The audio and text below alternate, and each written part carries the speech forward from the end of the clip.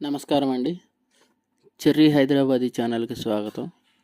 అయితే నాకు ఈరోజు ఒక ఇంట్రెస్టింగ్ టాపిక్ ఒకటి తగిలిందనమాట. అదేంటంటే మహేష్ బాబు ఒక ఇంటర్వ్యూలో చెప్పారు. నాకు తెలిసి అది మీలో ఎవరు కోటీశ్వరుడైనా అయ్యుండాలి, లేకుంటే ఈ బాలయ్య బాబుతో ఆడే అదైనా అయ్యుండాలి. అందులో ఆయన ఏం చెప్పారంటే, నేను చాలామంది పేదవాళ్ళకి వాళ్ళు చేసుకోలేనివి నేను చాలా సహాయాలు చేశాను అని చెప్పారు. దానికి మహేష్ బాబు ఫౌండేషన్ అని నేమ్ కూడా ఉంది అని చెప్పారనమాట.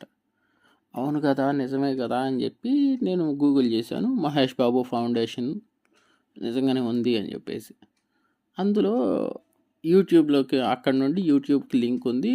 లింక్ ఓపెన్ చేసి చూస్తే షాక్ ఏంటంటే, నేను సబ్స్క్రైబ్ చేసిన తర్వాత 249 సబ్స్క్రైబర్స్ ఉన్నారు అంతే. అసలు ఆశ్చర్యం ఏంటంటే, అతనుకున్న ఫాలోయింగ్కి, అతనుకున్న ఫేమ్ క్రేజ్కి అతను ఒక సాంగ్ చేసి సాంగ్ వదిలితేనే దానికే 3 lakhs, 10 lakhs, 15 lakhs, 1 million, 2 million, 3 million అనుకుంటే కోట్లలో వ్యూస్ వస్తున్నాయి.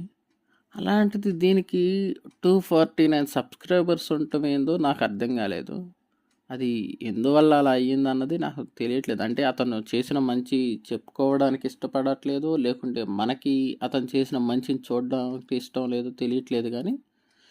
కానీ కొంచెం ఇదైతే నాకు, అంటే మీకు అంత ఉంది కదా, మీరు జనానికి ఏం పంచరా అని మనమే అడుగుతాం.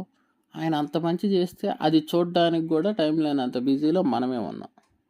ఇప్పుడు ఎవరిని బ్లేమ్ చేయాలో అర్థం కాక నాకు కొంచెం డిసప్పాయింటింగ్గా అనిపించింది అనమాట ఈరోజు.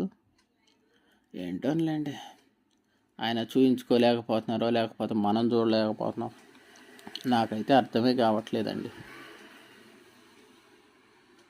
నమస్కారం అండి. చెర్రీ హైదరాబాదీ ఛానల్కి స్వాగతం. అయితే నాకు ఈరోజు ఒక ఇంట్రెస్టింగ్ టాపిక్ ఒకటి తగిలిందనమాట.